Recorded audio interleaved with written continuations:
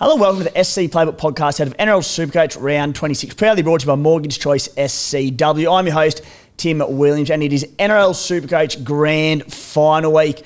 All those hard yards you put in over the season and the pre-season, it all comes down to this, and the carnage has hit. Mass restings at the Penrith Panthers, restings at the Storm, shit going on everywhere. Here to talk through the carnage with us, a special guest, a champion Australian athlete. He's built like a brick shithouse. Spy, how are you, mate? Thank you. I'm not really a special guest, but the rest, yes. Look, tonight's not about me. It's really about our next guest. However, I'm going to make it about me anyway, because last weekend was an absolute debacle, lads. So I was in my head-to-head prelim, I think I was telling you last week, and there's a bit of money on the line, so you sort of, you want to chase that and you want to beat the boys as well. So got to Friday night.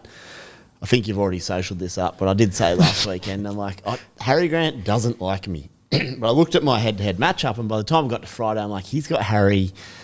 I've got Starling versus Penrith. Look, the smart play, let's get Harry in. So got him in. We all know what happened there. He got 28 points, sin binned, and out for the rest of the season. Good start, man, Harry. My second trade for the weekend, actually, in order to do this, there's a little bit more pretext. I got rid of Connor Watson and held Nickera, who's also out for the season, because looking at my side, I'm like, I'm not going to need Watson. There's no way I'm going to need Watson. Like, I'm never going to play him. It's a small risk if everything possible could go back. Top 1,000 arrogant is what that is, Spy. Is it? Arrogant. But there's a reason. I wanted Adam Dewey. So I held Nickera, sold Watson to get Adam Dewey, who lasted 6 minutes. That was a bit more awful. Hopefully he's all good, but that was no good. So I turned that game off pretty quick. And to cap it off, I sat Drinkwater to play Dewey because Gagai came in late at fullback. I'm like, I want to play Gagai. Let's have a crack here. And head-to-head sort of need it. So, yeah, didn't quite go to plan. However, Lehigh Hopewadi did get 160, which was nice. However, I did take the VC off him for head-to-head purposes on Friday night. So he could have been my skipper as well.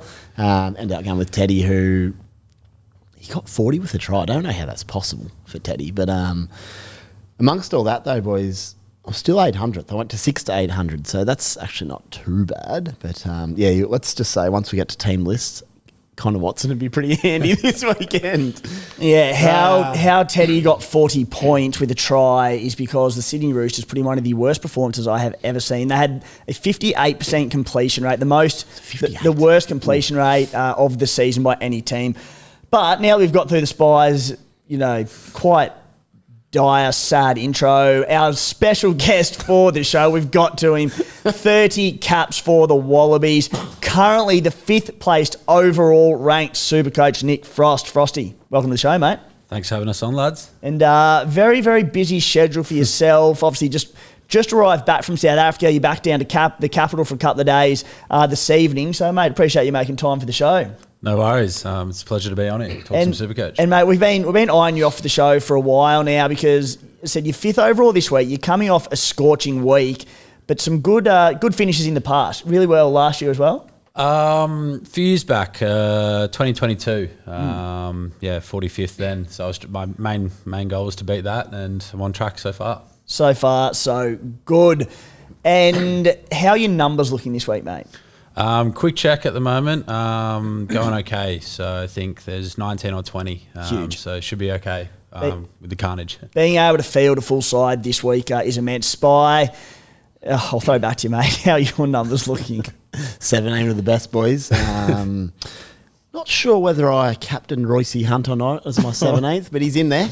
So if he could grab you a meat pie this weekend, that would be very appreciated. For those out there struggling with numbers and panicking at team lists, you're not alone. There'll be a lot of people out there that can't field a full sort of 17 or 18-man squad this week. Also with us this week, as always, a bloke with plenty of pep in the step, Matty the Waterboy. Matty. Yeah, I don't know what anyone's whinging about. I've got 21 players this week without trading. Wow. I don't know how. I honestly don't know how. It's a bit of a fluke. I guess I don't have many Penrith players. I only got Cleary. So, yeah, avoided. Never end up getting Edwards. Never end up getting. I think I might have got Edwards like earlier in the year. Yeah, it's just the Melbourne guys that have hurt me. The Harry Grant, obviously, and Katoa. And I don't know if Munster's going to play, but he's currently in my team. But, yeah, all looking pretty good. And your score, mate? Oh, yes. I got 14.72, which I'm pretty sure is my highest ever score, which was, it was just a great week. It was awesome. Delivering at the business end of the season. Yeah, I think, and the best part is when you bring someone in and they go nuts. So I brought Taylor May in. Didn't bring in Adam Dewey, so me and Spy very separate stories there. Hey, you called it, Matty. You said last week you weren't going near Dewey, and you could have because of his injury history. Yeah, just purely because I had one trade left. And I'm like, I know Dewey's played 20 games this year, but if anyone's going to get randomly injured, it's going to be Dewey. Obviously, I'm not going to sit here and cheer about it. He fractured his skull. It's devastating. But, that could have happened to absolutely anyone. So it's I'm not going to claim it. It's absolute shit luck for Dewey and anyone that bought him. But Taylor May, he's going to be a bloody problem next year. Yeah, I went with Taylor May last week as well. I wanted Adam Dewey in my team, really, really did. And that afternoon at Leichhardt Oval, he'd have gone big in that one as well, I reckon. So, yeah, thoughts with Adam Dewey, and hopefully his recovery goes well. 1,410 points for the Stallions. Jumped 100 or so spots into pretty well 1,000 on the dot. I'm 1,011th, so very close to the top 1,000. Weird week, Spy. My side delivered across the board. I had tons to relative pod players. Karapani went well for me. Tuvasa Sheck went big. The Tino hold, he came off big. And Taylor May came in and scored 123. I had the Teddy captain for his 40. And then just didn't have any of the big Reece Walsh, Leo Hopewadi, Tommy Trbojevic, a lot didn't. But a big round for overall swing. So, at 1,410 points, certainly not complaining. And, I have 18 players going into this week, and all decent players as well. No duds in there. There's Royce Hunt would actually be on 19th. 2 trades in the bank, so hopefully some moves to come. Alrighty, guys, on today's show, Teamless Tuesday, Supercoach pointers, plenty to get through there. Penrith, Mass, resting, and the rest there as well. A lot going on. We've got a Frosty Q&A. We're going to chat a bit of footy, the Lions and South African tours, some potential NRL converts, playing with Mark Nwanganita-Wazi. Then we're going to Supercoach deep dive into your success this year and what's worked and what hasn't in 2025. We're going to look at head-to-head grand final week, go through each game of the round and pinpoint the best matchup to target for anyone with trades left in the bank. Hot topics, who's the best Harry Grant replacement at number 9? Round 26 trade and skipper plans. I've told Frosty exclusively that he's 5th overall. He's sitting pretty. He doesn't have to reveal trades. He doesn't have to reveal all sorts of things with his team, but he can give what he wants to give this week. And then listener questions. Are we happy with the season trade limit, Spy? We'll get to that at the end. Can Frosty throw out just trades he's not doing as well? Just go real, get in the head. He can. People up top. It's good. He should be able If he wants, he can throw out fake trades and just really get in their head. You can do what you want, mate. Go for it. I've got to think of a few on the spot now. Yeah, you've got time. You've got 40 minutes to get to that point. Guys, there's been a few of these lately, seriously, but another announcement at SC Playbook. NFL Supercoach is here. SC Playbook has its newest branch, now covering NFL content for the upcoming season, along with our recently announced EPL content. Brand new team, all the same content. The first podcast, it'll be dropping in coming days, recorded out of a very familiar studio that is not Bloke Studios, a bumper panel leading the charge there. Tons of content already up at scplaybook.com.au. And an important one, guys, there's a cluster of content across the different sports now with all this expansion. We've created new channels for NFL, EPL, NRL, and cricket. So new ones for YouTube. So go and subscribe to those, and on social media. They all have their own channels on Facebook, Instagram, Twitter, TikTok. So lots going on. Go and follow them individually if you're into those sports. Follow on social media. We'll also have subscriber exclusive content for our new channels, along with NRL off-season subscriber exclusive podcasts throughout October with some of the best minds in the game. Frosty, we might have part 2 with you, mate. If you come out and win it, we'll get you on for that one as well. I'm coming hard at the NFL this year. I don't know if you watch much NFL, but Monday morning, I've never watched much, and it's hard. But last year, I had Mondays working from home. So I just have it on in the background, plug away, and I've decided I'm a Houston Texans fan. So based on what? They're black and red. Always like that. Essendon when growing up. Coomer Red Devils? The Red Devs won the comp. They did. A couple of weeks ago. Shout out to the boys down there. One of the great grand finals of all time. It was insane. And the girls in the grand final as well didn't get the job done. But Coomer going well there. And there's 2 fellas, don't ask for the name on the spot, but Mixon and someone for Houston, and had a little bit of preparation last year. Must-haves? Must-haves. Just got to get them. Yeah, hot piece. My one piece of advice for the NFL Supercoach season, do not follow the Spies' advice. Actually went pretty well. Did ya? Yeah. course you did. Unlimited league leader, Momax, coached by Jake. He retains his lead. Second overall, though. Still don't have first. We have second to fifth. You could be our shining knight, mate. We want first spot, and at least you're in there. So I don't know who first is, but he's brushed us. Storming in, coached by Jacob. He topped the week with 1,754 points. Mate, let's get into a little, while we've got you on deck, a bit of a Q&A around your background, rugby-wise, and far out. A lot going on of late as well with the Wallabies tours. So first off the bat, a little bit of research coming into this one. As a young fella, not super young, about 18, you spent 12 months over at the Crusaders Academy over in New Zealand before signing with the Brumbies. A unique way to sort of start off your career as you get into the business. Yeah, took an opportunity to head over there. It was great rugby development, but also outside of footy, just a lifestyle change too. Living away from your parents and with a whole bunch of boys in a share house is always interesting and always fun. So I really loved my time over there. That'd be pretty rare, mate. Like, obviously not a lot of Australians would do that, especially in your position leading in. How'd that sort of all come about? It all kind of came about probably the year before. We have a rugby tournament, the schools tournament, and my manager, wasn't at the time, but then, kind of sent an email across the ditch, and then kind of one domino lent to the other, and we just kind of got an opportunity to head over there. It was all started off that in an email, which is pretty random. Yeah, not a bad place to learn your craft there. Now, as you said, a few big tournaments of late. We'll start with the World Cup in 2023 in France. What was it like being a part of the World Cup, compared to things that you've done in the past? Where does that sit? Was that obviously not the best result for the Wallabies, but even the experience of being part of a World Cup in Europe? It was a massive, obviously, career bucket list thing to tick off. Lucky enough to be selected, but obviously lucky enough to not be injured too. But it was unreal. It was great match. Matches over there in France. Central Europe, a lot of people travelling, and the Australian support we felt and saw over there was outstanding. You touched on it. It wasn't our most successful time over there, but it was a great thing and a great career thing to do. I really enjoyed it, definitely for sure. Yeah, you're on the up, mate. The Wallabies, don't worry. And there's been, when I threw out the questions post yesterday across the SC Playbook socials, there were people like writing and raving about, leading the Wallabies into the golden ages and the great signs that we've had very recently as well, mate. One of those signs, one of those moments, Ellis Park over in South Africa. As I said, you're pretty fresh off the plane. You've only been back for a day or two, but you ended a 62-year drought at Ellis Park. Even better though, down by 22 points, 38 unanswered points across the back end of the game. That must have been incredible. Yeah, that's definitely a career highlight so far for sure. You touched on it, 62 years and playing at altitude as well, which was pretty hard on the lungs. Definitely felt that a bit in the warm-up. Had probably one game a couple of years ago. We played in Pretoria, which is again in the high veld up there. But yeah, it was great. A great win for us as a group, but obviously, evidently for the record, there 62 years for Australian rugby, and coming up against a world-class Springbok team that's probably has won the last two World Cups. It was just an awesome thing to be a part of, and we really cherish that.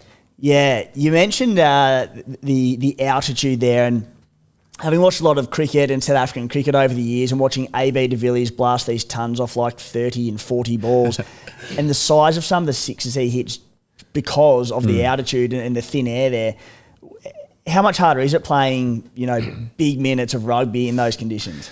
It definitely takes a toll. I don't think you can prepare for it if you're there for a few weeks or whatever. It just really hits you in the face. Definitely quite early, your mouth is pretty dry and you're always searching for water quite early on. As I said, the warm-up, I really was like, geez, we're in for a big one here. And they came out and scored 22 straight. So we didn't really start our game too well, but geez, the boys really dug in there, and 38 unanswered points. It was a bit surreal at times. We were scoring off turnover, and it was just kind of happening. And we came out in that second half, and as I said before, it was a really cool thing to be a part of. And post game, a few of the coaches there, a few of the staff members, and everything. No one's been really involved in a win or something like that, especially how that eventuated. Can you prepare for the altitude? Like, do you do anything to prepare for it, or because of the small window, nothing? No, not really. We were there, the week before for our normal week of training and preparation, and your body doesn't acclimatise that quickly at all. But yeah, geez, it was definitely a career highlight. Awesome. Mate, the other big year for you, big postseason as well. British and Irish Lions to be a part of that tour as well. Obviously, you hosted in Australia. Got on the board late with a win in Game 3. Another crazy experience. You spoke to me sort of pre-show in the green room just about even just the media coverage around it, post-games and everything going on. What was that like?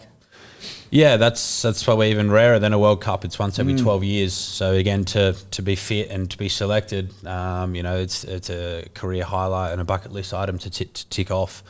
And I think the fans are the best thing, the travelling fans too, and obviously the home Aussie fans, but the travelling fans you get from those European nations that, they love to sing songs, that they bring that different atmosphere that's probably not really seen a lot in the Southern Hemisphere countries. So that was really cool. We saw the 90-odd thousand at the MCG packed out, singing songs, and the crowd really getting behind us regardless of what team it is. It was just an amazing atmosphere, and you saw red shirts, you saw yellow shirts, the gold, all and about over those weeks, which is, it's good for us as players, but probably good for, Australian rugby, which has had a little bit of, let's be honest, a bit of a form slump over the years, and everyone's kind of aware of what's going on there. So it was really, really nice to see that from a player's point of view, and just in general, the pub chat down the road of people actually talking a little bit more about rugby and the more positive spin on it. Awesome for the game, mate. Did the British and Irish Lions fan, did you got much grief from them, any shade from it all, or were they all right? Not really. No, everyone we met, we saw at other hotels down the street, always, a photograph, a signature here and there, and good luck. And, especially after that first match, they wanted us to, win that second, so we would have had that decider. Unfortunately, we didn't. We, 1 point in it, a very, very heartbreaking loss for us. But, we take a lot of... we took a lot of confidence from that, and then we had the pretty much monsoonal game at the ANZ Stadium there. Yeah, beautiful. Moving on to the NRL side of things, obviously... a quick rugby question. Yeah, here's Frosty. When I was watching the Lions series, I was thinking this has to be like the perfect preparation for, the rugby championship, Bledisloe and all that, and you've literally gone on to beat South Africa, first test after it. Do you think having that intensity series was something that just got you boys essentially just in form and ready to go, or did it take a bit out of you as well? Definitely. I think it definitely helped a bit with maybe confidence, but teams battle hard and a bit of belief too, which obviously goes a long way in any sport. We had a decent spring tour last year. We had a bit of success there. We won at Twickenham there with a bit of a comeback, and just a bit of a. It's never a linear. It's never an upward trajectory. It's just, you don't always keep going up. We have your ups and downs, but it definitely helped, and it was it definitely helped. All I'm hearing, the All Blacks are buggered. Come on, the boys, go! Another hoodoo. You can quote him. That's what he said. Yep. Ellis Park, Eden Park, 2 hoodoos in the space of classic journos. Right there. Mate, Mark Nwanganita-Wazi has just set the NRL alight this year. He'd been doing it for a long time before that, and rugby league fans who weren't following rugby union would have seen none of it, but you've spent plenty of time playing alongside him. Talk to us about Marky Mark. Yeah, it's been great to see Marky Mark being doing very well and going quite well in league. And it's nothing that really surprising to most of us who have played with him. And we've seen that athleticism and the physique. He's tall, he's a strong man. Got springs in his legs, obviously jumps quite high. But it's been good to see, his trajectory over the past couple of years. We were sad to see him leave our code, but it's great to see someone doing so well. As I said, we're not surprised. We always knew he's got a tackle busting, an offload game, and some of the tries he's scoring are pretty phenomenal. I'd hate to tackle him. Not easy. Honestly. Yeah, he's. I get the idea Union League and be fighting over him for the next 10 years. He's just a freak. Mate, NRL players that you would love to see make the switch to rugby union, both from a perspective of you'd just like to see him have a crack at it, and the ones you think that'd kill it? Well, probably a few stock standard names here, but Nathan Cleary. I think anyone with his time on the ball and kind of game management stuff that he goes through, I think he would be great for Union as well. But Payne Haas, I grew up with doing athletics with him and against him as a kid. So I did a fair bit of athletics and shot put records going down. Yeah, shot put records. Day. So we were all throwers together. There was 3 of us, and we all. I went to rugby union. Another mate went to AFL, and he's obviously been killing it in league. So it'd be good to see him, with his engine and his physicality, what he would bring. What position would he be? He'd be I don't think it would lift him in the line out. Outside to be honest. He'd play in the forward pack. He'd be probably just he'd be a back rower. But yeah, it'd be a fair bit to learn to teach him how to jump in the line out and lift him there. So use his strengths, just give him the ball early. Centers, he'll be fine. Yeah, you wouldn't put it past him, but hands off, mate. He's ours. Yeah. Rugby union players, I won't phrase this as you would love to see in NRL because that's your code. Yeah, yeah. Who do you think would succeed though, and you reckon he'd kill it? Angus Bell, our loose head prop, great ball carrier and big engine on him. So I think he'd be outstanding in the middle for a forward point of view. Prop lock. Prop. Yeah, definitely a prop. And then our other one is Rob Valentini, our reigning kind of John Hills medalist, is our player the past few years. Outstanding ball carrier, very physical, and he'd be pretty destructive on an edge. Very, very, very destructive. Beautiful, mate. All right, let's get into some Supercoach because that's why we're here. You've been a long-time player into your other fantasy sports, or has it just been sort of the NRL Supercoach circles? It's just been the Supercoach. I started probably 10 years ago. I started 2016, just with a few mates at school, and we've just played ever since. So just been playing with those boys. We call it, we have a World War group chat, and every year we had the year on. So I think this is our 10th year of playing. So it's been good to play with those boys, but yeah, no other really sports don't have time for it. Yeah. I feel like, in all the travels that you do with your rugby, like I've done a bit of travelling in back ends of Supercoach seasons and I've been sitting 1,000th or whatever, and I'm like, I need to stay on top of this, but you might miss something here or miss something there. At the end of the day, you're 1,000th or you're 2,000th or 5,000th. It's not the end of the day if you miss some team news. You're sitting 5th and you've just been in South Africa and you're sitting around that top 10 and you have been for a while. You've held rank for a long time now. Those late nights and the team news at weird hours, how's it been managing that? It actually, South Africa was probably really good for the time zones, to be honest. I've been previous years, we've been in Argentina, we've been in Argentina, but for the time zones, and that really sucks. That one's quite niggly, but it was 8 hours behind, so it was honestly perfect. So I would watch the games more in the morning, so it'd be like the Saturday games would be like 7 a.m., 9:30, and then 12. Yeah. And then so it's perfect. So my whole morning, I've got league, I know, so I'm always up. It wasn't a late hours, so it actually worked quite well for me, thankfully. I went okay. If you're in Europe or you're in Argentina, I mean, in this rank, surely you'd have someone on deck, wouldn't you, with the login and everything ready? Yeah, I did a few weeks back. There was we were playing actually, so that's the hard thing sometimes. So I miss when we've been playing for the Brumbies and things, Saturday night games. I miss, and I'm like, Jesus, I really got to work out. And it was, I was deciding to take the VC or a C on someone, and they both played the 5:30 or the 7:30. Yeah. I realised. I was so close to asking one of my mates, but I wasn't sure if I could really, commit to them, trust them. So I ended up putting the VC someone on the Friday just to be safe. And it's actually, over the years, it's worked out being okay. I've, a bit like you, Spice, sometimes if you can watch them, it makes the game a lot better. Yeah. So if there's a 50-50 sometimes, if I can watch the game, I'll go with them. Yep. It's turned out over the years been pretty good. Sometimes a good policy. Yeah, it's a good policy. If I can watch the game, I'm sweet. Yeah, I've found actually right now, like Spy, you and I have both played Fantasy Premier League for a long time, and the way it works, once about an hour before the first game of the round, it locks out for the whole weekend, which is annoying, but it's actually good for us as Aussies because we miss all the team news and the finals and all that. Supercoach EPL has a rolling lockout, which is awesome. But I'm also in the boat now where I'm like, I kind of need to schedule the VCs and Cs and a few specific things and sit restarts, especially when there's people that are in doubt or whatever around the game. Like there's a 9 p.m. game each week, like an 11 and some earlier morning ones that I'll be awake for because I'm like, I'm not waking up at 3 a.m. to see if Jack Grealish is starting for me. Here's my issue. I'm so bloody competitive. I'll get there and I'll be like, I better. could get a little edge here, so I'll set an alarm, and Yeah. it's almost like I'd prefer just not to be able to just let it roll out and go with whatever. Yeah. Anyway, Just speaking of exactly that, your next test is next Saturday at 2:30. Dragons play Penrith at 3. You're in the hot seat looking for number 1. Cleary's a laid out. Who are you putting in charge? You got to put someone in charge next weekend just as a backup. I haven't got that far ahead yet. 1 week at a time. Yeah, one week at a time. The good news is it's Penrith Saints, which means Penrith will play everyone, and Saints you probably don't know anyone, so it's probably the perfect game not to worry about too much. Frosty's about to work out his most trusted confidant with that login next week, and I dare say it won't be any of the boys in the group chat. There's no way it's going to be one of your mates. Yeah, we'll see how we go. That's a next week problem. Yep.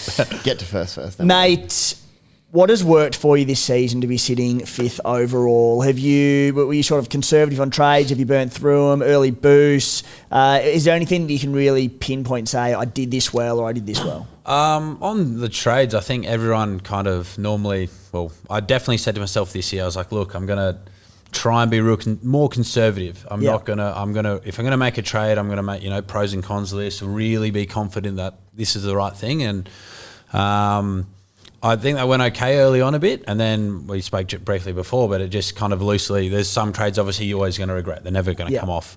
But I think, doing a bit more of a focus on that this year. And then on top of that, early on, which is kind of goes against what I just said, is if the eye test is probably massive. If someone looks good at early doors, if someone doesn't look good, I flicked them straight away. So round 2, 3, 4, I was like, look, I just got to, if they don't look any good, there's no point waiting for 3-4 weeks. Like, this is the time to make money. That's a great tip, probably something I need to be a bit more ruthless on. It's like some blokes could score 40 but play really well and just be unlucky. Others could score 40 and look awful. And you're like, they're not. I think we're all guilty of that, right? Like myself as well at times. And my one this week that I got right was probably Taylor May, where I was like, all right, Raiders coming up this week and this and that, but he had 2 like 30s or 40s or something prior to, I think he scored 90 last week, but there were 2 bludgers of scores, and I went, just look at the bloke. Like, they can't tackle him. But they were quality 40s. And he's that far from scoring twice. And it's just backing, all right, sometimes you ignore history or you ignore a recent run of scores and go,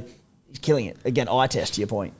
Yeah. Not that eye test always works, but... I'll give you one more quickly. Yeah. Lehigh Hopewadi's been awful. Yeah. But he's on the left wing last weekend against the Dolphins, Saturday. I was like, even if he's not playing that well, he only needs to catch and run. DC's 350th as well. Yeah. 350th. Stars aligned. I know, right? Stars definitely. And all of a sudden, hopefully he's back in form for the run home. Yeah. So, there's different ways of looking at it for sure. Anything else there, mate, that sort of stood out, or that's the main one back in the eye? Yeah, definitely back in the eye a bit. And, you guys have always spoken about matchups.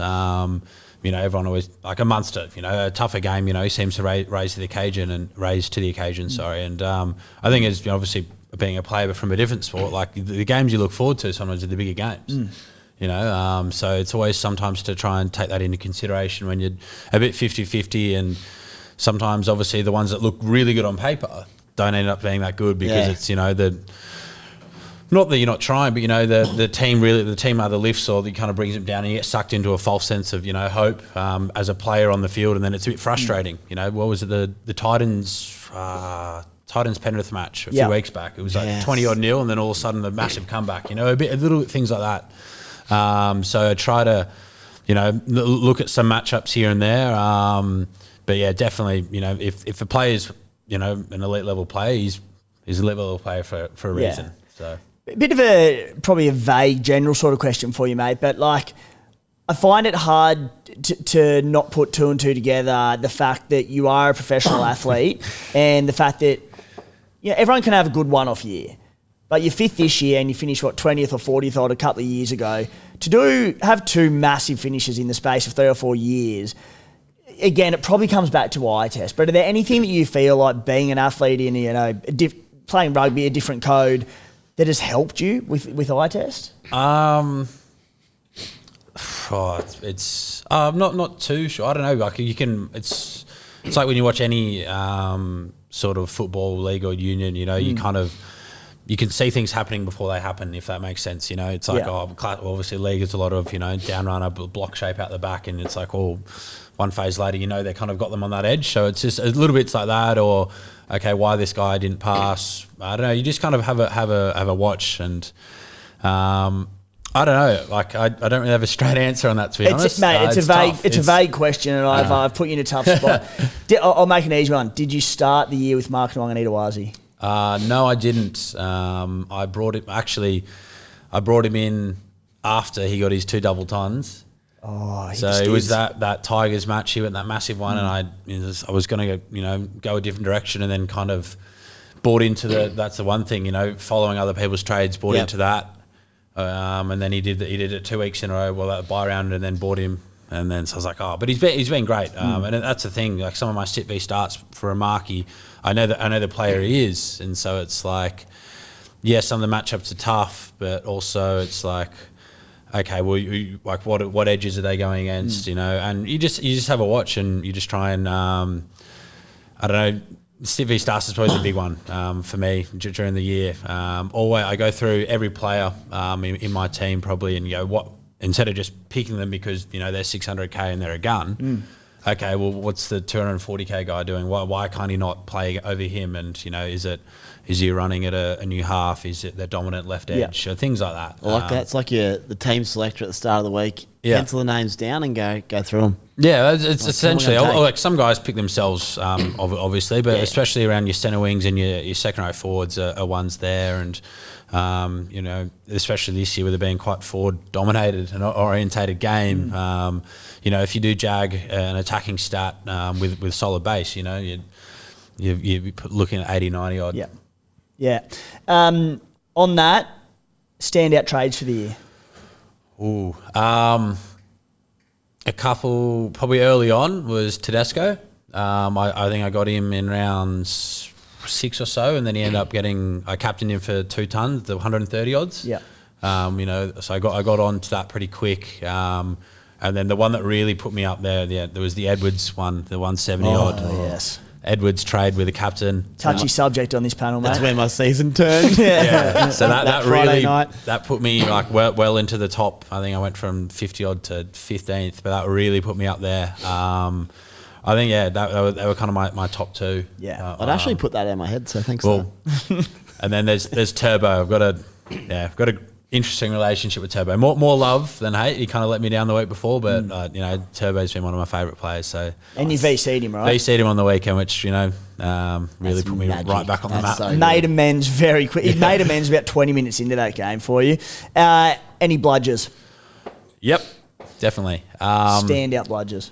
Again, I'm going to mention Tom, but so I think everyone went Drinkwater round 9 or whatever it was, round 10, and I was like, look, I'm gonna go with Ponga. So I brought Ponga in for his 3-week run, whatever the Knights had, and Drinky went 130, 130. So, damn, missed out on that. So I was like, okay, I've gonna get Drinkwater back in round 13 whenever I think they didn't play the bye and they were playing to round 13 to 26. So I penciled in that trade, ready to go, and then Tontarovic was playing, but he was playing apparently without a cork, and I was like, he's playing Parramatta. Sure. He's playing the bye round without the cork. We're on. Apparently healthy. Yep. So too good to be true. So then didn't get Drinkwater, took Ponga, and then from Ponga back to Turbo, and then held him for 5 weeks. Oh, he's going to play, didn't play. The week I traded him out, I think I actually traded him to Drinky, to be fair, and he scored the 130. But yeah, that was a few ones that I just really ate some points up there for no reason, no gain. Just 2 trades and just watching points. But to be fair, the Drinkwater 14 captaincy really put me up a few rankings too. So a few antipods have probably been my biggest ones this year. Of just been going a little bit against the grain with honestly a bit of luck, which is you need in Supercoach. Yeah, absolutely. Well, there you go. A little Q&A, a deep dive into your Supercoach season, and wishing you the best of luck. I enjoyed it. Good stuff. Got a quick Houston Texans update as well. Here we go. They're not even red and black. Apparently they're traditional dark blue. So oh my God, there you go. But it wasn't far up. Dark blue. Dark blue with some red. But what I should have said, they got a killer strip, and I was like, this is pretty cool. And then it was Joe Mixon and Nico Collins. So if any NFL gurus, I want them in my side. Is there any reason not to have them? Shout out. Let us know in the comments. And I came 140th, mate, by the way, out of 4,000. So not too bad. That's very good. Yeah, not bad. All right, guys, an SC Playbook listener purchased their first house a couple of weeks ago through our great mate Paddy and his team over at Mortgage Choice SCW. Mitchie, the buyer, isn't alone. A heap of our listeners have been kicking financial goals in recent months, with a number of Playbook faithful settling in on their first home purchases in recent months. The message Paddy's wanting to pass on those that it's not all about the numbers. You can talk some footy, talk some Supercoach, and make the whole process of navigating your way into the market a less intense experience. Rates dropped last week, so take the opportunity to find out a bit more about your personal situation. Normally, that'd cost you $129, but mention SC Playbook when you reach out, and it's completely free of charge. Flick them a message on Instagram at mortgagechoice_SCW, or give them a buzz 02 9521 1611. Doesn't matter where in Australia you are based. All right. Paddy, I got a house. Forgot to tell you. He'd asked me to call him after we had a talk through. So that's the update. Got a house to rent for the next few years, hopefully, which is on his advice. A lot of weight off the bat. Now, he gave me advice moving forward after that, which was critical, though, in knowing what we could as a family afford to pay at this stage. So huge. So cheers, Paddy. But yeah, we got one which is a big weight off the shoulder. Cracking house, so thanks too. to all the Supercoach fans as well for shouting out. Didn't hear a word, so I remember that. No love at all. All righty. Team news for the week, and there is a little bit in there. At the Doggies, Viliami Kikau and Harry Hayes out for the Doggies. Josh Curran starts on the edge. Kikau spy, you said it's a leg infection or something. He's not actually rested. No, the skin infection. Yeah. What is going doing? on? Crazy. Have you ever had a skin infection that's kept you out? No, I'm pretty cut up at the moment from the pitch. Yeah. But, it does get pretty serious. But I think I've seen the physio, the phys. He was saying that, the year of the infections. I wonder if it's just more they're being super cautious or something, knowing how serious they can get. You want to know the hardest surface in Australian rugby to get tackled on? Rotary Oval in Cooma in the middle of winter. Saturday morning. We've got Saturday morning at about 8, 9 a.m. and it's got a turf cricket wicket in the middle of it, and obviously gets chopped up into mud. We're in the Snowy Mountains. That mud freezes over and you get tackled onto it. No good.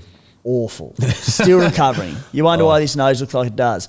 That's why you play 5, 8 or 10. You just pop the side. At the Penrith Panthers, 16 rested players. I think maybe Brad Schneider was on the bench last week, the only one. Frosty, huge ramifications. I mean, Dylan Edwards, Nathan, I don't need to go through them. You know who plays for the Panthers, but just massive for this time. As I said, grand final week, people will be scrapping. My question for you is, around blokes like Dylan Edwards and Nathan Cleary, who are going to be fresh as daisies, at least as fresh as they can be for next week's Dragons clash, do you sell them this week? Okay, don't sell Nathan Cleary because he could get 200 next week. Dylan Edwards is the interesting one. A lot of owners out there. It sounds like you're one of them. We are one of them. If you've got to trade up the sleeve, would you look to flip Dylan Edwards for the likes of a Reece Walsh or a Tom Trbojevic, knowing the Dragons game looms? Let's assume it's the last trade because I'm thinking about it, but I think he goes big next week. Yeah, I actually traded Dylan Edwards out to Turbo a few weeks back, and my big decision at the time was Drinky or Dylan Edwards. Traded him out, and Thursday night Dylan Edwards went 120, so I wasn't too happy with that. But with the buy round for Drinky and that Dragons matchup, which obviously if they're rested this week, I think next week could be anything. Yeah. So you'd probably, if it's a tough one, if it's between him and Drinkwater, you might just have to bite the bullet and see what happens next week as well. So I think you hold him. Yeah. What do you reckon, Spine? It's a good point around Drinky, because there's a lot of Drinky and Edwards owners. Firstly, would you sell one of them? And if you had to sell one of them, who would it be? One trade. I don't like that Walshy's got Melbourne next week. I don't like that at all, unless they rest. I like that Drinky plays at Townsville this weekend against Reece Walsh, funnily enough, so that's going to be good to watch, just quietly. I think I'd nearly be tempted to hold Drinky. So are we saying if we're definitely getting Walsh, who do we sell? Is like who would I sell if I wanted to get Walsh? If you're selling Edwards or Drinkwater, because it could be Tom Trbojevic is an option too, right? Yep. I would be somewhat reluctant to sell Edwards, I think. Big one next week. Numbers could be really important. You know he's going to be playing. I'd be reluctant. I guess it's different if you don't have 18 this week and it's getting you the extra man. Then you probably just do it. If you're replacing Royce Hunt like myself, yes, I'd be happy to get a Walsh or someone in. Yeah, but if you've got a decent enough player, as you said, next week, who knows? Could be every bit as bad. I think I've learnt pretty quickly that it can swing very quickly. Any players you want to keep, you should probably be keeping. Warm bodies go a long way. But in saying that, I'm not against having a crack because having a crack can win you big things. I was, and I still am keen on Reece Walsh, the little Edwards to Reece Walsh play. The Storm resting players, though, and the Storm have rested Eli Katoa, Xavier Coates, King, Meaney, Grant's obviously out suspended. Watch this space on Cameron Munster, whether or not he plays or not, because it seems odd that they'd rest all them and not Munster. Maybe they stagger them, but I would have thought with Jerome Hughes potentially back next week, they'd want to hit out against Brisbane leading into the finals. So, yeah, I was thinking Walsh might get a depleted Storm next week, but now it's like they'll be a lot stronger. So we'll see what happens there. At the Eels, sounds insignificant, but in a week like I should add one thing. You're in a head-to-head grand final. Walsh can win you your grand final, so that's a different story. Oh, if you're in a head-to-head grand final this week, and that's be all and end all, pull the trigger. We'll get to those matchups very shortly for head-to-head grand finalists. Charlie Geimer, benched this week. He has been for a few weeks, but again, normally that would be irrelevant, but with weak numbers, an 80-minute Charlie Geimer on the edge, you would absolutely take that. At the Roosters, Sammy Walker is out. Sandon Smith comes in at 5'8". Dan Tupu returns on the wing for Junior Tupu. At the Raiders, Xavier Savage, he is out. Savalio Tamale comes in on the wing, returning from injury. At the Tigers, Adam Dewey out for the rest of the season. Latu Fainu starts at halfback. It's Royce time, Spy. Funnily enough, he's a number for you. He's an A nightmare for me, so I still want him out. That's why it's Royce time, baby. Yeah. It's got Royce Try written all over it. You know what? If he can just work his way to 27, I'll take it. 25 plus would be absolutely golden. Yeah. The Dragons welcome back a host of forwards. At the Broncos, Adam Reynolds named on the extended bench to potentially return from injury, so watch that space. KL Iro returns from injury at the Sharkies at centre. Sifa Talakai, he moves to the bench. So, bit going on. But, boys, let's get to those head-to-head matchups. And basically what we're going to do is we're going to go through each game and spend, not a lot of time on some of them, but for those in head-to-head grand finals this week, the best matchups, you've got one trade. Who are the ones you target? Potentially helps a few people out there to sit v starts, those that may have some numbers out there like Matty the Waterboy. And we can also look to like a 2-week play as well. But basically we'll go through each single game. And Spy, I'll start with you. Firstly, whether or not it's one to target. And the Bulldogs-Panthers that initially I had pegged as a avoid at all costs. The Panthers who have blown out as a result of resting everyone. This all of a sudden becomes an enormous match to target for Doggies players. Brutal that kick ours out, and Jacob Kiraz as a captaincy option just becomes huge. Yeah, any of those back-on players for the Doggies. It'd be really interesting to see what Penrith dish up, because we know how good their depth is, like their quality. There's depth, and then there's like this is stretching things. There'd be players here who wouldn't have played Cup last week, just about. Seriously, Sonny Luke still couldn't get a start. Sonny Luke, far out. Jeez, poor Sonny. Poor Sonny. That one time he didn't give Cleary early ball, and he's regretted it ever since. Made to regret it. But yeah, look, if I went through the back line, Connor Tracy, if you happen to own, is absolutely an option. Kiraz becomes a VC option. It is nerve-wracking captaining a winger, but VC absolutely. I'm not nervous. Yeah, straight captain maybe, but honestly, I think you could straight captain him against that Penrith lineup. Yeah. That being said, nearly everyone's going to have a free VC loop. I mean, there'll be, like, I have a few numbers and I have Royce Hunt, so that it's still a good loop, but it doesn't help the cause. But a lot out there are going to have a free VC loop. Stephen Crichton will be the one. If you need a big pod play, goal kicking, we know how good he is. Playing that hybrid role. He's running against two blokes I've never heard of with respect to them. They're probably amazing. They're from Penrith, but at the moment I don't know who they are, and they get Stephen Crichton in their midst. So he'd be nearly one of the players of the week with goal kicking, wouldn't he? What do you reckon, Frosty? Anyone out there that catches your eye? I still think the Bulldogs will win, but it wouldn't surprise me a bit closer than most people think, to be honest.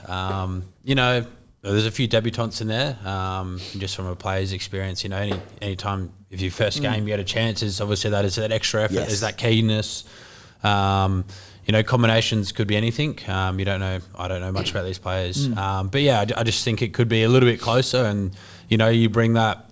There's nothing to lose. It's the kitchen sink scenario. It's just throw it at it. Yeah. So I think what was a couple of years back, the Penrith I think it was the Penrith game. They played it out in the country, and they had a similar team, and they had an upset or similar things. So we've spoken about their depths, but again, you've touched on probably the two. Stephen Crichton is a goal kicker, and Kraz. Yeah.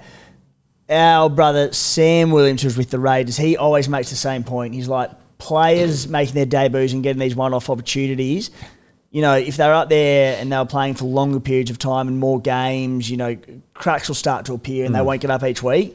But 1 week with, you said, everything on the line to prove, you run harder, you tackle harder. Yep. It's an interesting point. And with that, play an outside back on debut always scores in the NRL. That's one thing. Honestly, it's a crazy...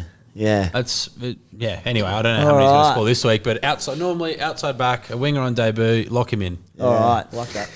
Next game up is Matty Burton too. If they pull him apart, his running game is so good, he could just have a field day too. Burton could go huge. Yeah, he'd be one I'd just have a little eye on, but I think Crichton with the kicking is just that. Adds that floor, doesn't it? Doing that hybrid role where he's getting try assists and line assists and that, you're right. I can Crichton. There's one more thing on your point. Bulldogs don't have a lot to play for. They're locked in the 4. No, they're not. They can't They're not locked in it, are they? If they lost both, no, I did read. No, you're right. I did radio Jimmy Smith this morning as well, and he said the same thing. I'm like, the Doggies are 4 points clear of the Broncos and Sharks. How happy are they that the Penrith rested? Honestly, because if they lost to Penrith and then the Sharks next week, I retract my comment. They have a lot to play for. Yeah. If they lose both, they probably miss the 4 for sure. So you just want to win this week. They can win this week and potentially rest players. Put them next away week. and then do what you need to do. It's one of my best. I was like, am I missing something? Anyway, good to clear that up. The Doggies are playing for a lot. Some of us don't get to follow rugby league for a living while we work, sadly.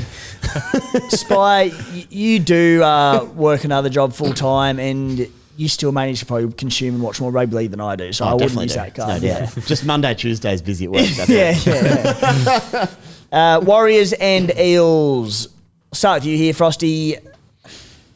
For a long time, Eels, they've been an easy matchup. They're just not anymore, are they? They're playing some serious footy. Yeah, they've been playing quite well. This back half of the year, they missed Moses for a fair few weeks, but they've been playing with confidence. And it takes a bit when you get a new coach in with Jason Riles, I guess, and taking a bit of time from that. So it could be an interesting matchup. This one, Friday night in Auckland or afternoon. Sorry, from experience playing in Auckland, it's always bloody wet. No matter, it could be sunny during the day, it's either dewy on the ground or it just starts raining. So over the years I've played there. So, a bit of slippery pill could be, but, both teams can turn it on, but both teams can also, not do so well defensively at times. So I honestly can't really pick too much on this, but for the players' point of view, you're a Tuivasa-Sheck owner, 1,000 runs, which is great to see. I just wish... Harris DeVita, gives them a bit more early pill. They scored twice last week, and then they stopped. Keep going there. He should have scored 250. Mate, he was like Luai 2.0, just stepped on the left foot every time, back in. Selfishly as an owner, mate, just throw the pill out there. Take him on, Chanel. Don't take him on. And let us sing. Pompey did the same thing. They kept hitting Pompey, not even short, hitting Pompey with space, and he just tuck it under his arm, going himself, pass the ball. It's a bit slippery. Don't know how to go near the sidelines. Just take him on through the left. Spy, anyone you'd target in this matchup, or are they better? Look, there's one thing I'd say, touching on what Frosty said. 6 o'clock, which is 8 o'clock in Auckland. I'd already checked the forecast. It's meant to probably be raining. Shock horror. Warriors are trying to lock the 4 in. If they win this week, you'll probably know this more than me, but they have to be pretty close. 3 points clear. They'll be very close to locking in the 4 if not doing it. That just screams defence, wet, knuckle down, boys. Let's get the 2 points and try lock in the top 4, which is everything. Because if the Warriors miss the 4, they're done. They're not winning the comp. I'm with you, boys. I think aside from Tuivasa-Sheck, who... Attack worries me all round in this game. I think Tuivasa-Sheck is still a terrific target, and I've said it for weeks on end. But I think there are better matchups to target this week. Storm and Roosters. Originally, I had this penciled in as a line-through match. It changes a little bit now with Storm players rested. I would be stunned if the Roosters don't bounce back after what they dished up last week. I think Trent Robinson will have them ready to rock in this one. Probably still better ones to target, though, Spy. Where it is huge for... I have to play Nwangane Tuivasa now. I mean, you always play Teddy and stuff, but if you're playing Roosters now, just takes a little bit of pressure off that Melbourne have people out. But look, unlike Penrith, Melbourne have 4 or 5 out. Their squad is still so strong. They're at home. I'm really trying to look into how much teams have to play for at the moment. So Storm, they're looking at either minor premiership, but they're certain for second as well. So Storm, nothing, Roosters, everything. Is their mind a bit on finals? It can be, absolutely. Yeah. Whereas Chooks have to win, so that helps. There's even that, and again, Frosty, it's something you can speak to, and it's probably nothing that an athlete would probably want to formally admit. But Storm going into this, going, all right, cool, we're locked into top 2. We've got a few of our best players out. At the end of the day, again, you'd never treat it going into the game, but there's a subconscious where you're like, this doesn't matter at the end of the day. Yeah, a little bit. But that's the thing you deal with probably week in, week out as an athlete, like any match, you know. Getting up for every game. Getting up for a game and obviously coming off a loss like the Roosters, you know, you put so much time and effort into a match and then you don't get the chocolates, don't get the results, and then it's that big reset factor. But I think Sam Walker out is probably a big one a little bit for the Roosters there. Yeah.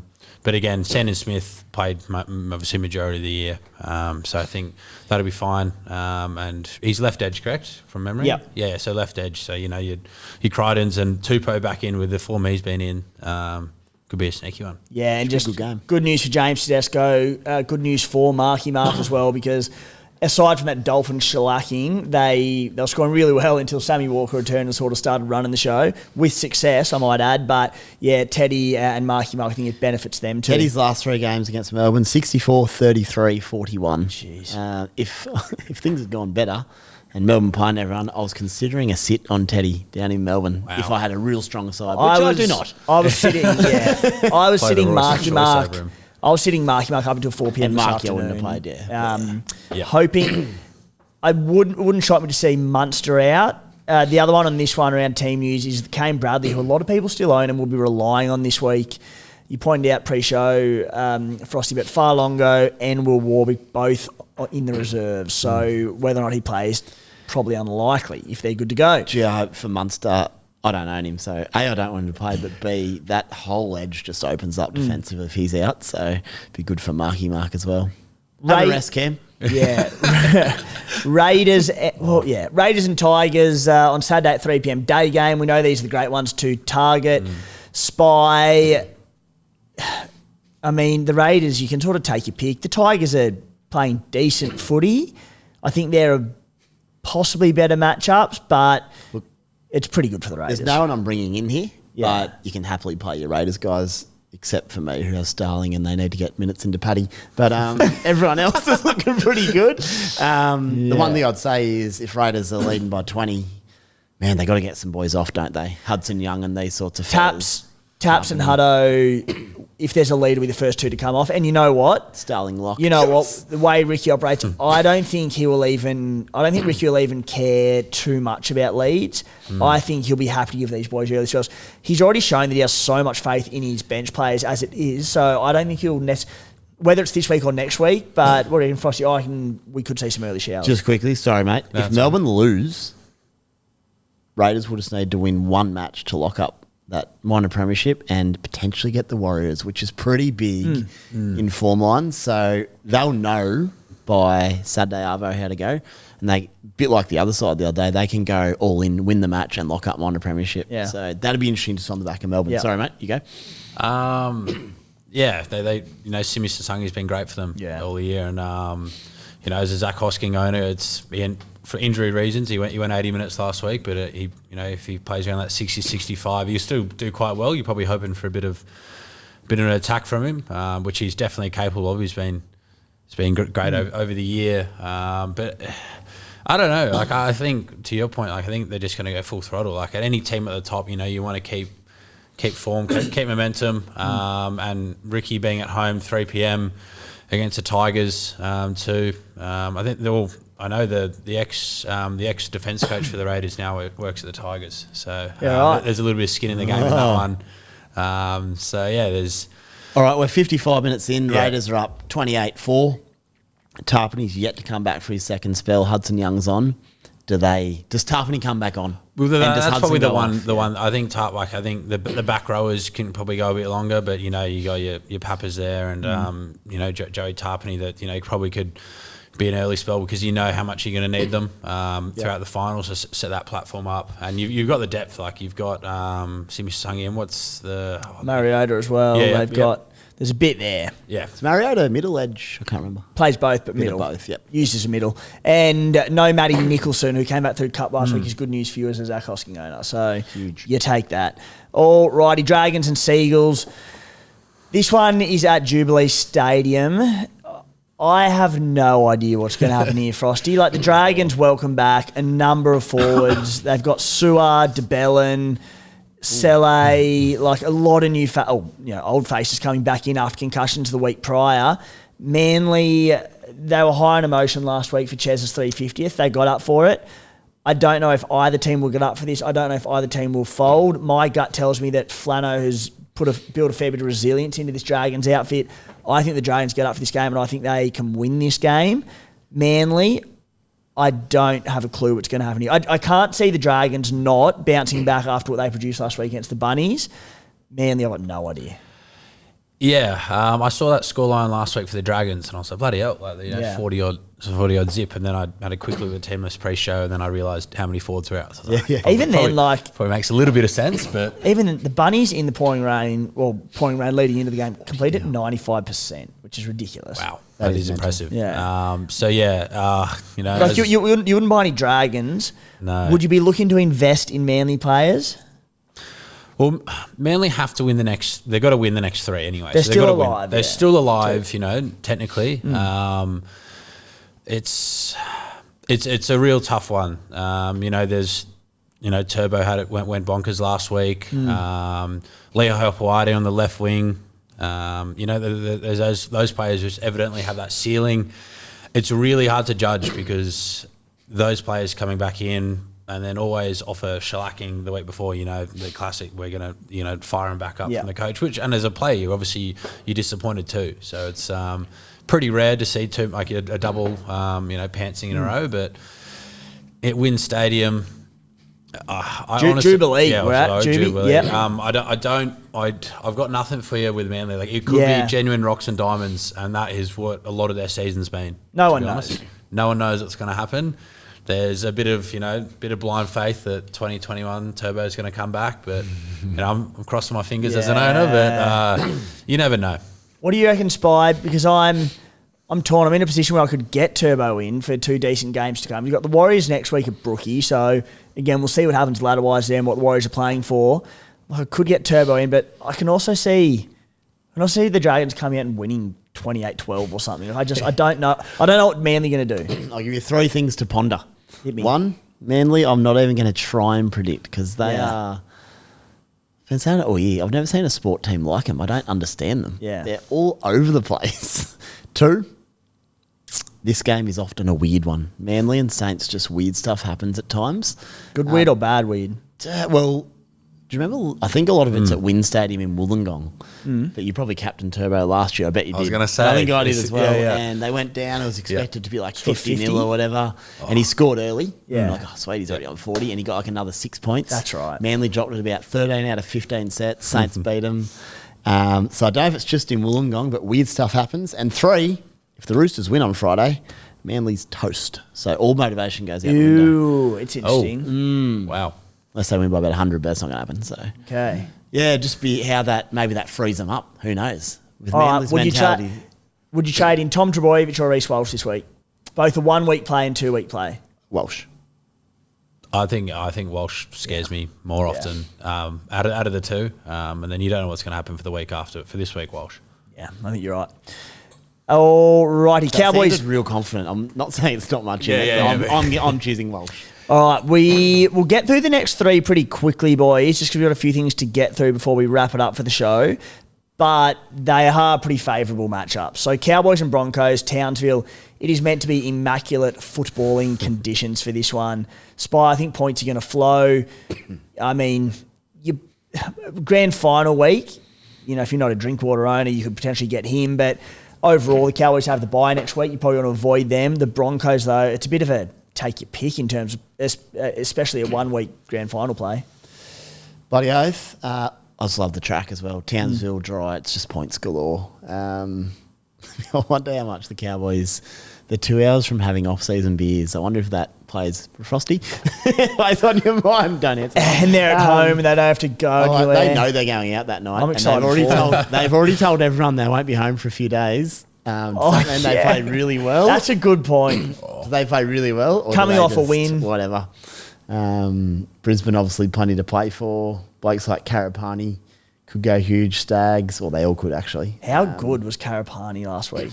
He was busting tackles. They couldn't tackle him. He's a gun. Yeah. That's why I feared him all year. But in saying that, it's still a Queensland derby. Yeah. Like, you'd rather win than get on the beers. So. Yeah.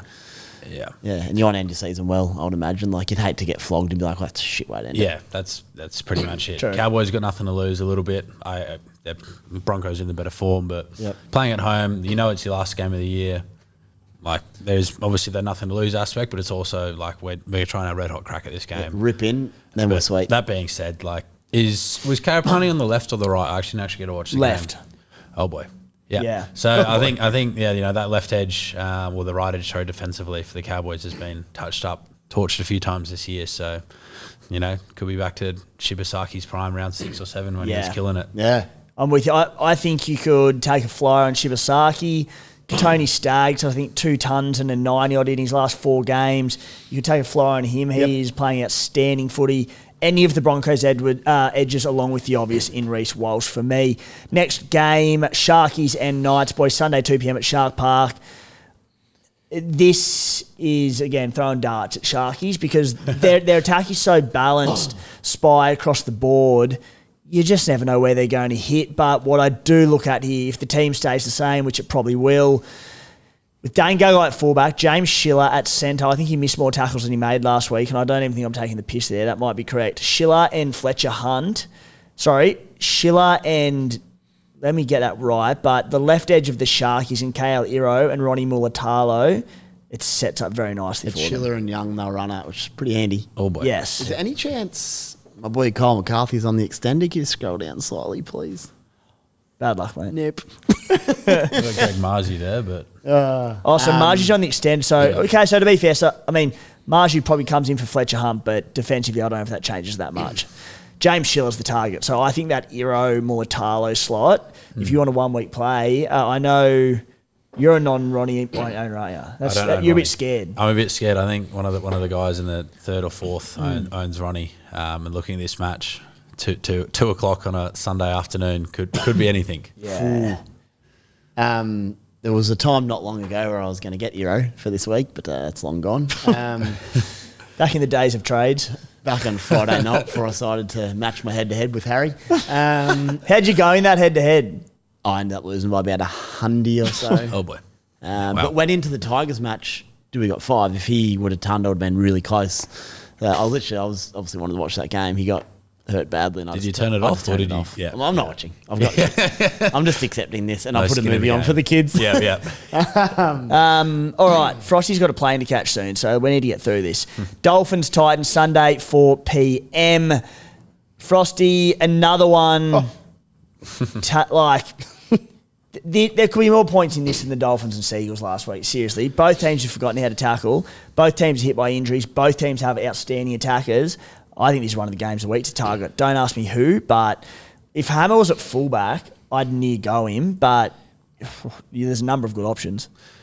Yeah, the Dolphins have been such a weird team. They had that 5-week stretch when they put 50 points on for fun, and they looked unbelievable. And then the past, obviously it's coming to the end of the season, wheels start to fall off a little bit, but then they've just been conceding 40. Hammer at fullback would have really been a good nudge. You guys have spoken about Phillips Army for weeks on end. It's a real interesting game. Honestly, anything can happen. You throw a dart at Jermaine Asako, anyone. I think Asako owners who have gone through a lot of pain with him in recent months, I reckon Asako owners will be licking their lips. You never know which way they're going to go is the issue. He's tunning up. He's getting a ton this week. Well, my one's Trey Fuller. He could go mental. Yeah. He would be I would love to target him this week. Hope he's not all laid out. I guess you could then grab Hammer. But Fuller, he's a busy man, loves a tackle bust, a line break, plenty of runs. He got 50 last week and they barely would have had the ball in play because they scored about 400 tries. So I think he'd be all right. It'd be fun to own Trey heading into this weekend. We won't go into hot topics, but I did have in there best Harry Grant replacements. Now, I think Blake Brayley is the obvious one with his form. Let's say you've got the money. Jeremy Marshall-King, though, the last couple of weeks, he's back to playing 80 minutes in a well-beaten side last week. I think he tonned up, couple of try and a try assist, played outstanding. Frosty, if you've got Grant, you need a hooker this week. Is it as simple as Blake Brayley against the Knights, or could you look at a JMK, or I don't know if there's any other options? What do you think? Yeah, I think Brayley's probably the top one there. I'm not sure who the Sharkies even play next week, but Doggies. He'll be busy though. He's busy enough, and he's been in good form. I think Brayley. I think you just don't think about it and do it. If you really want to spend that trade there at hooker, you could go elsewhere if you just run the AE. Depends on how your team's set up. We'll get to my trades very shortly, but I have a question for both of you. Yep. Spy, is it just Brayley, or could you go to JMK? Jeremy Marshall, 58 minutes again on the weekend. So it was only 58. Yep. So that was always. Granted, my they were getting concern with pummeled. but yeah, that's always my concern. Played 80 the week before. I'm not messing around with hooker ever again. I'd be getting Brayley if I could. Yeah. Yeah. Oh, it's a death trap. Alrighty, guys. Fantasy Rugby League betting is here thanks to our mates over at BetBuzz. Every position, 5 players per position, 3 points for an offload, 2 for a tackle bust, 10 for a try assist, and all the rest there. If you like NRL Supercoach or NRL Fantasy, you'll love this one. You can also multi them up. Taylor May delivered for us last week. Ronnie Mulitalo, he did it the week before for us. We're running hot. To check them out and follow our bets, head to the link in the show description or across our social channels later on in the week. Find BetBuzz in the App Store. What's gambling really costing you? For free and confidential support, call 1-800-858-858 or visit gamblinghelponline.org.au. Trade plans. Spy, you don't have any trades. Frosty, we're going to keep you quiet because I don't want to cost you $50K for winning overall. Let's go to my team, most importantly. I can do 2 things. I have 2 trades. I lost Harry Grant last week. I do have Sandon Smith, though, who's come in for Sam Walker, playing against the Storm. Not a great matchup. I think he goal kicks, but I'm not sure. Don't hate it. Don't love it. All right. I've got Drinky and Edwards at fullback. Edwards out this week, Drinky out next week. Yep. 2 trades. I can play some fullback roulette, which I feel very privileged to say at this time of year with everything going on. And I could trade Edwards to Reece Walsh. And then next week, I could almost go Drinky on the bye back to Edwards. I play Sandon Smith this week at hooker. I can cop that. Assuming Sandon doesn't play next week, I won't have a hooker next week and I take an AE. I'll go to you first, Spy, because you've pondered it. What would you do? I like the fullback roulette. Chase some real upside. You'll probably end up... Your worst score still drops out next week anyway, so if you can just put together Keeping in mind, I can go Grant to Brayley this week. I can still go Drinky to Walsh or Turbo or whatever next week. That's what I was thinking in mind. 2 weeks of fullback targeting over getting Brayley's solidarity. So I'd be on the fullback. I'd be having a swing, have a crack. Yeah, I don't mind it. If I was in 5th, I'd be a bit more nervous about that. Yeah, definitely. I'm trying to think. Yeah, that's definitely the Walsh. I think is a great 1 week play. 2 week in general, but I think this week would be pretty red hot. And then next week, if you're an Edwards owner against the Dragons side, who, whatever they show up this week, but they know they're out of the 8, and half of them are probably in Bali, as they say. So, if you want it, the only thing is if there's other restings and you're really short in positions, to try and obviously you're going to use the trades up, but to flip them both. Yeah. I also think of players I've got not playing this week: Cleary, Yo, Kickout, Katoa. They're all going to play next week. They're all playing. Who's your AE? Freaking Royce Hunt. Do you reckon he's pulling the jersey on next week? Is he playing? Royce the choice. Well, after he scores, he will be. He's been a bench rotation for the last month, I think. Yeah. But next week, is he going to be in the 17? Or is it injury related? I actually don't know. I think he's in. Because that might sway. I would probably personally sway me a little bit, knowing if I have to take an AE next week and it is Royce, and then you've lost that chance that someone goes low and you've kind of doubled. I'll check if there's any Tigers back from injury next week. I don't think he's in their best 17, put it that way, but injuries may have swung it. Matty the Waterboy. Won it on merit? What are you thinking, mate? I have 1 trade left, and since I have 21 players, I'll be saving that to cash Drinkwater into whoever I want next week. Skippers? I'm going to vice captain Jacob Kiraz. It's funny. I was actually considering, and this is random I was actually considering captaining Ronaldo Mulitalo against the Knights. It would have been a complete throw at the stumps. Geez, you're off, Nico, aren't you? But now, But now that Kalero's back, like that bloke, I love Kalero. He's a freak, but he's got glue in his hands. He doesn't pass it to Ronnie. So, you said I was off Nico, but Nico's probably going to be my captain. You're going to break him. You know that. Maybe. For everyone. Yeah, well, he had that one bad week, and I'll never forgive him. So. Spite? I'm going to VC Sir Nicholas Hines, Sunday Arvo. I'll be taking that score when he goes mad, but if he doesn't, Jaden Campbell Sunday night will be my captain. Jaden Campbell, 2-week average of 55. He has not registered a single attacking stat. And when I say not a single one, not a contribution or an offload to go with it. Wow. Yeah. There's a caveat there. If my other boy, Tukey Simpkins, comes in just to roll out a 28. That would ruin me. I don't have to captain him. I can captain Tino, which I'm pretty happy with. You'll take Tukey's 14. I kind of want him in. So that's sort of where I'm at. But there is a fallback. If that happens, I can still captain Tino. I love Tino, and he's scoring tries again, so that's all right. I'm thinking Kiraz VC into a C, Nico Hines. If Reece Walsh ends up coming in for me, I'll probably VC Walsh into C, Nico Hines. You lock up your captains, Frosty, and we'll see you take out that title, mate. Yeah, I haven't really had much of a look, but I think obviously one of the standouts is Hines that most people own, and probably Reece Walsh. The Raiders game could be interesting if anyone owns, the Kyle Weeks, but that's fraught with danger. That would be mental. VC though. Yeah. So maybe a VC or an Ethan Strange, the form he's in. Yep. But Hines, Walsh is obviously the big ones there. Probably the games to target those two matches. Yeah. All right. And just quickly before we finish it up, a question from James. Not many questions the last few weeks, as not many trades, if any, left. Does that pose a question in itself? Getting very philosophical. Should we have more trades? More trades doesn't necessarily equate to success, as people do dumb trades. Fair. It does engage people for longer, though. Spy, I'll start with you. What do you reckon of the current number of trades? Enough? Not enough? How would you play I it? think it seems perfect based on this year. Like, I've run out, but I could have held my 2 trades for the last 2 weeks. It makes you make a decision there. You could have gone harder early and got your side better and risked the run home. For yourself, if you've got some trades, you get some rewards. So, based just on this year, it seems perfect to me. Frosty? One of the boys actually, I just saw in the chat where they were speaking about this topic just on the way in. One of them suggested if you had, obviously there's wrestling's down 20, or the head-to-head finals in round 26.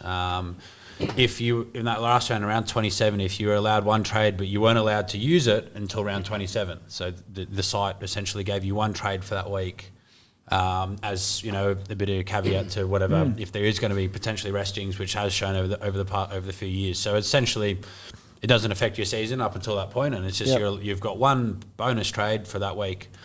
And if you've kept 2 up the sleeve or a boost, you could use 4. Like it's not taken away from anything. No, it's not taken away. It's just only allowed one trade for round 27 and round 27 only. It's just an extra trade that becomes available then. I think it engages everyone then. It's fair, so I don't mind. I like it because trade management is still imperative, and again, I'm happy. I've prepped for it. I always do, and this year, so far, so good, and it's working out. But sometimes it doesn't changes. Just one. Just to plug a hole where you'd be copping an A where you don't have a halfback or a hooker or something for round 27. I don't mind it. I'm glad that it is round 26. I think a few years ago I played in a head-to-head final, and I was lucky enough, but I think I played with 15 and my mate played with 12 in the round 27. And it was just takes the fun out of it. Like, you just know from Tuesday 4 p.m. you've lost the final. It's already over. You've already lost it. So maybe there's some merit to it. For what it's worth, injuries have been huge, and we've had obviously restings this week. I think you're right, Spy.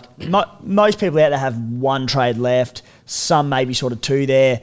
The second last week of the year, it's pretty close to the mark. Yeah, not far off, I reckon. Yeah. All right, guys, that'll do us for the SC Playbook podcast for round 26. Spy, thank you, mate. Thanks, fellas. Good to meet you, mate. Good luck to the Wallaby boys. Very excited. We're going well. If you want a little fine tune, I could put you on the bench Rolls tag tonight if you don't want to fly out. So probably get you 12, 14 minutes, we'll say, pending injuries. But it's been great to meet you, mate. So good luck for the run home because we're all riding you. Thank you. It's been awesome, lads. Thanks for the time. Appreciate it, Frosty. Righto, guys. Thanks for tuning in. Have a good one.